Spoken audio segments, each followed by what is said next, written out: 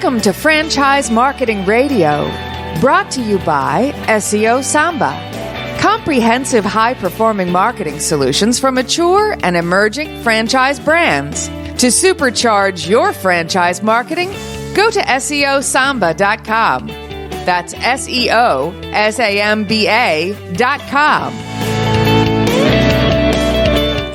Lee Cantor here, another episode of Franchise Marketing Radio, and this is going to be a good one. Today on the show, we have Tim Swackhammer with Mold Medics. Welcome, Tim.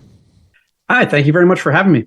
Well, I'm excited to learn what you're up to. Tell us a little bit about Mold Medics. How are you serving folks? Yeah, so Mold Medics is a home service brand in the indoor air quality space. So our primary services are mold removal, mold remediation, air duct cleaning, radon mitigation, testing, and other indoor air quality services. So what is the genesis of the idea? How did this come about? So really, I've been in franchising pretty much my whole professional life. It started a generation before me with my father. He was kind of a serial entrepreneur and heavily involved in franchising throughout his entire life. And really, we were involved with another home service brand. And basically, while we were there, we saw that there was a large number of customers that were looking for solutions to mold and other indoor air quality problems that they just weren't being serviced by the brands that were out there. Most of the kind of players in the mold remediation space were either large restoration companies whose primary work was with insurance companies and dealing with like major water losses, fire losses, those kind of things. And they weren't really that interested in the mold side of it. Or it was companies that are jack of all trades, master of none, doing a variety of different things. And then, they'll come and spray some bleach on mold and kind of call it a day. So we saw a big opportunity here to really focus on kind of this niche and also bring my background, which is predominantly in sales and customer service, to really create a very customer-focused brand. Because while there's a lot of different excellent craftsmen out there in the home services and in the contracting space, a lot of it tends to be very lacking in that customer experience. So by making sure we have consistent, transparent communication, all of our software is in sync to provide that service, and really the entire experience is just very customer focused. Now, having being a serial kind of entrepreneur and especially working in the franchising world, how do you kind of, when you're stress testing a concept or an idea like this, what are some of the things that when you're challenging kind of the concept, okay, can this work? Is this niche have enough in there for us to make a go at it? Can you talk about how that looks and works, like when you're whiteboarding this out for the first time, when you say, hey, you know what, this might be an area where we might be able to kind of build a franchise brand around. Can you talk about how you discuss that and kind of stress test it? Yeah, absolutely. So a lot of it was looking at, we're active franchisees still in a few other brands as well. So we've got a lot of experience on the franchisee side. And really kind of as we were building out Mold Medics, it was more just a consistent realization of, okay, the processes that we're putting in place to make this independent business really successful are a lot of the same things that we can build out and extrapolate and really make a franchise successful. We can bring these same, like our systematized services. We have custom software to handle the entire customer interaction, handle the bids for our clients, price them out, everything like that. Really, as we were kind of building through that, it's just like, okay, this makes a lot of sense for a franchise, and just started really trying to operate our corporate territory as a franchise, and as we would if we were operating inside of an existing franchise brand, and see, okay, how does that work? What do we need to do? And really, this is something that we've been working on for several years now to get a lot of the stuff internally really right, so that as we begin offering our franchise product, we've got something that definitely has some legs to it. So you had kind of the operations of a kind of home franchise baked already, and then it was just saying, okay, can we just adapt it to this niche of mold remediation? Yeah, it was as we grew Mold Medics, it was basically developing those into systems that worked for our individual business, but then, okay, we can really scale these, we can change them and have them work for a franchise support as well. Now, when you have the concept and you go, okay, I think, okay, that's the plan, this is how we're going to attack it, when did you start getting kind of clues that, hey, we could be onto something, this could work really well? A lot of it came from customers. Clients both inside our market and outside of our markets, people contacting us saying that, hey, they're looking for a company like ours, but not able to find it in their area. And do we know anybody that can do it? So there were some initial hints with some of those interactions. And then same thing with our existing customer base. They would go and relocate to another area and see if we can service several states over or whatever area they're in now. And recognizing that, okay, there's a need for more than just our individual market, and what we're doing really isn't being done most other places. So definitely saw that opportunity and really thought that we could wanted to try it and scale it and run it. Now, are the initial franchisees, are they ones that have complementary businesses that they're just adding this to a portfolio because they're already working in the home anyway and this is just another service they can add to it? Or are they people just starting out with mold medics and kind of branching out from there? So we definitely think that it could work in that first scenario, somebody who has some other home service interests and wants to kind of add on additional services or additional operations. Because once you're operating a home service brand, there's a lot of similarities and a lot of overlap there.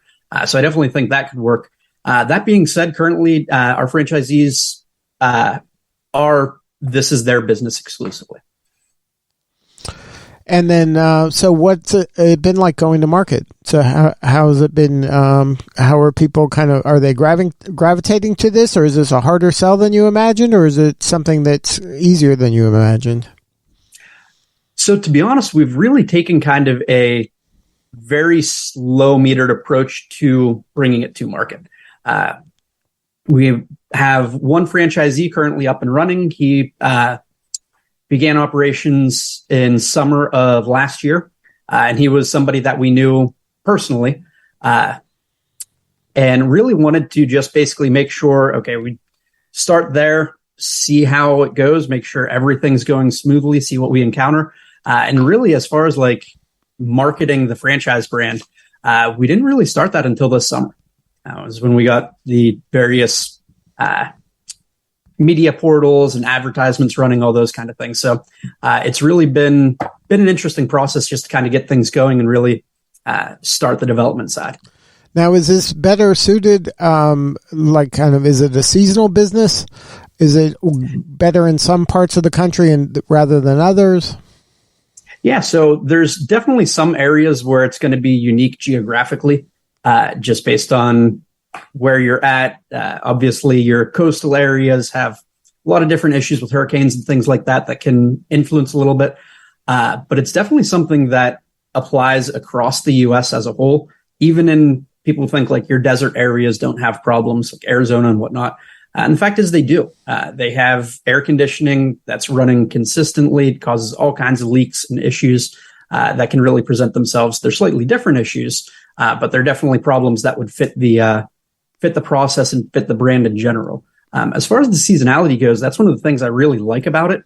It is not a seasonal business. I mean, some of our services do have different seasonal ebbs and flows, just as any business really does. But it's not something where we're only operating during certain months of the year. I've done that in my past, and it's not something that I enjoyed doing. The constant yearly resetting of staff and everything is it's an exhausting process that I don't want to do again. Now, do you envision this as kind of the owner is the operator, or is this something that you're going to quickly train someone to be out there in the homes? So I think it can definitely work both ways. With Michael, our current franchisee, he started out as just sort of the man in the van and has since grown, and he's got an employee working for him now doing a lot of the actual technical work, and he's basically in more of that sales role. And that's really where we picture a lot of our prospective franchisees coming in. And it's a lot very similar to how I initially started it, sort of going out and filling all the roles initially.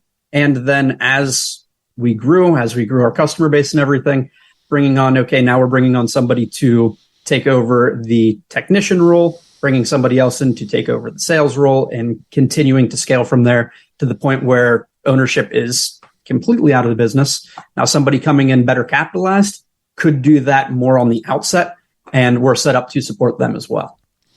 And then right now, are you selling individual units, or are you selling territories or master franchises? How are you kind of attacking this? Yeah, so it's a territory-based model. So geographic zip codes based on population and everything to really determine what the territory is. We are really actively looking for people who have potential for multi-unit opportunities to take some of these good metro areas, because nice thing as an emerging brand, we've got a lot of really good territory available, and we want to make sure that that gets paired up with the right partner. Now, when you're trying to identify the right partner, what are some of the qualities of that right partner? So a lot of it comes down to, work ethic, just general. They've got to be willing to put in the work, because obviously it is not, unless you're coming in very well capitalized and hiring on those initial roles, it is something that there will be some involvement on. And as any franchisee will tell you, building a business can be challenging at times. So definitely somebody who's not really afraid of the work, somebody who understands people is probably the biggest factor. So they don't have to have experience in mold remediation or kind of doing that kind of work at all. You're going to train them on all that, right? Exactly. Not in the slightest. Yeah, we're really, to be honest, not overly interested in people that have a lot of experience in the industry, just because we know our way and our process, and we'd much rather start with a clean slate with somebody who has customer service skills, has just a great personality, and is able to really take what we've done, learn it, and implement it. Now, is the opportunity for the franchisees only residential, or does this work in commercial as well? So it's primarily residential, but we definitely do work in the commercial space as well. Mostly retail, sort of light commercial settings. So if somebody's interested in learning more, what is the website? What are the coordinates? Yeah, so it's moldmedicsfranchising.com. We'll take you right to information all about the franchise opportunity. Our regular consumer website's just moldmedics.com. So you can go and learn more about all of our different services and everything there. Well, Tim, thank you so much for sharing your story today. Congratulations on the momentum, and best of luck in the future. Awesome. Thank you very much, Lee. I appreciate you having me. All right, this is Lee Cantor. We'll see you next time on Franchise Marketing Radio.